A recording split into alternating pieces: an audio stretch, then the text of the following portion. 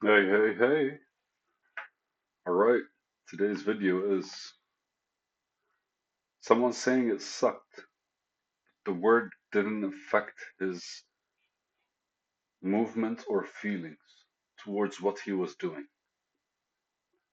Yes, I think I remember the video I was watching. It was a developer that I actually enjoy listening to because he literally just he doesn't explain stuff. He just talks about the things that he likes, about the different things that are happening. It's kind of like the news when it comes to politics and social stuff. That's practically what he does. And it's like instantly, the minute I read it, like his face kind of popped.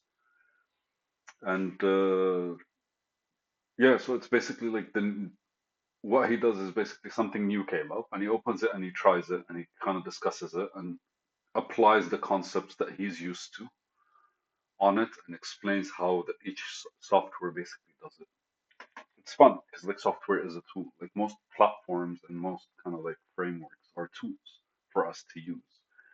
No point in uh, building a building from scratch. Sometimes you can buy the actual cement from somewhere instead of mixing it yourself. And the stone blocks you buy them from a company that does them. So like kind of like all of them are tools of the trade instead of you having to completely start from scratch. And yeah, so I remember there was like a time where he was kind of like describing how something sucked, but like I saw a difference between how I describe it when I go like, "Oh fuck, it sucked," versus if I'm not mistaken, he was like, "Oh, it sucked," and he said it in a very like instead of right, like up energy. It's like it sucked, which means I kind of like got over it. I went through it versus it sucked, which means I kind of feel defeated afterwards. Which reminds me of Ernest Hemingway, which is my favorite saying of his: "Man can be destroyed but never defeated." Right? Because we have to accept defeat. You can kill me and I still will not accept defeat, right? And so that is basically like the vibe of this. And then I elaborate. For me, when I used to say it, it used to demotivate me. Exactly how I explained it. What what was his deal saying it casually and continuing on? So that was probably like my process, or I kind of explained it in this part, but let's just kind of like dive not necessarily in the different trajectory of the same word, or not necessarily the feelings that come out of it, right? Because like when you look at something and go like it sucked, I thought there's a one-way street. Something sucked, like fuck me, right? But for him, the way he said it was like it sucked, and just kind of like that's the way it is. And then he continued. He had no feelings, or at the very least, his feelings didn't change, right? Okay, so like yeah, so let me just try to like build this in my head in order to when we say something sucked, what effectively we're doing is we're passing judgment, right? We're kind of like pointing at it and saying that we didn't like it. It sucked is not personalizing it. If I say I didn't like it, I'm personalizing it. But if I say it sucked, it is detaching us from it. It's just pointing at it. And effectively, what I used to do, when I used to look at something and say it sucked was not pointing at its existence, but was basically an extension of my feelings that were, instead of me taking responsibility for those feelings, I was throwing it on it. Now, naturally, can things just suck? I mean, things are the way they are, right? And we're both engaging with them from a personal level, and we're also basically like objectively, there's a subjective engagement and there's an objective engagement. And so the objective engagement is looking at something and going like, holy shit, it's difficult, it's beautiful, It's it's easy. It's complicated. That's basically us pointing at it. It's versus I found it hard. I couldn't do it. I breezed through it. Because both of them are kind of like saying similar things. Because ultimately, they're kind of explaining our relationship with. Oh, I love that we came back to the relationship part. I love that we came back to the relationship. Okay, so we're in our attempt to elaborate on the expression, on our expression of something, of in our attempt to elaborate our expression from the relationship.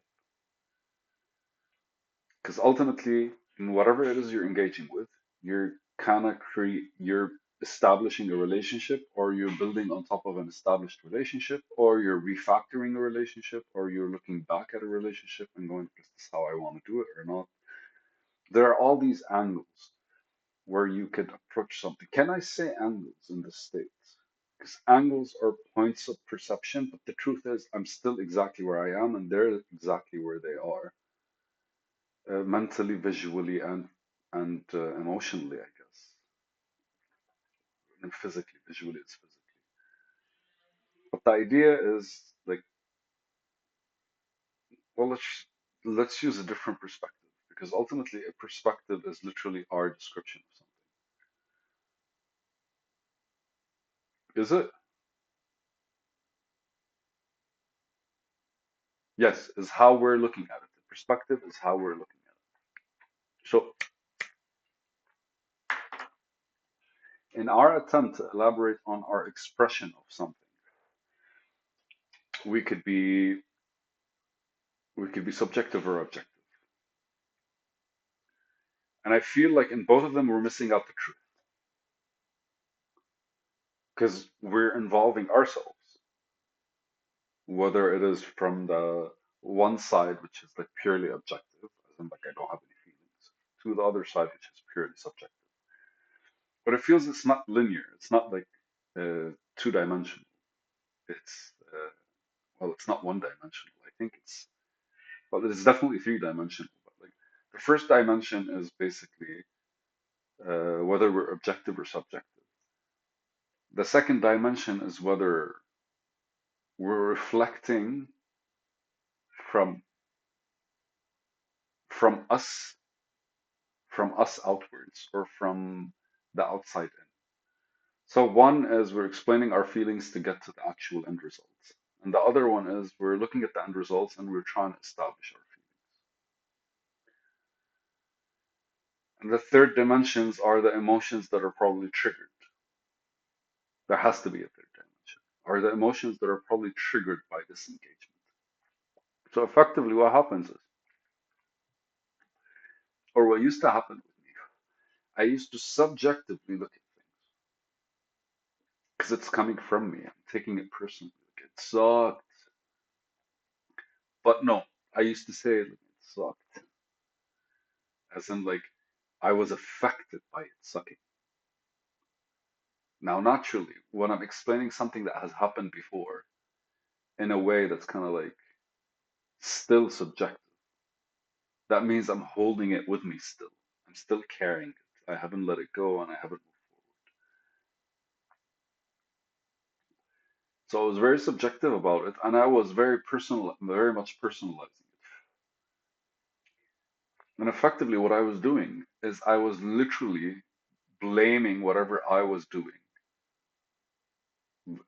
blaming the sour relationship on what I was doing. And by doing that, kind of not going anywhere, just being lost in my own world because I'm not taking responsibility. It's funny, I think I would want to draw the diagram that I just kind of like explained,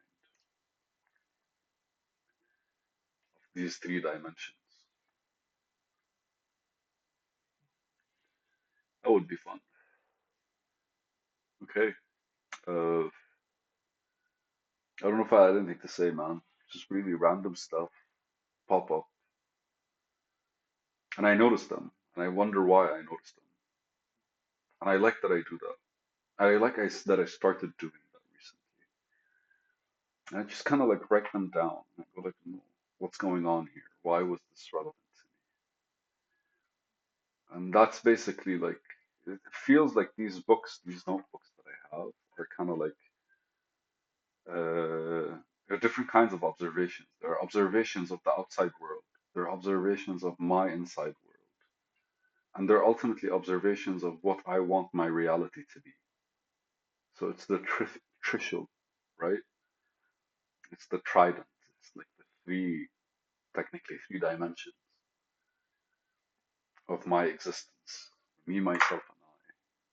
There's what the ego is perceiving, what I am perceiving when it comes to the ego, and the self that's kind of like in between. Try and anchor the intention through the reality that it expresses. That translates into the ego. It's a fun way to look at it, I guess. I love you guys. It's a video.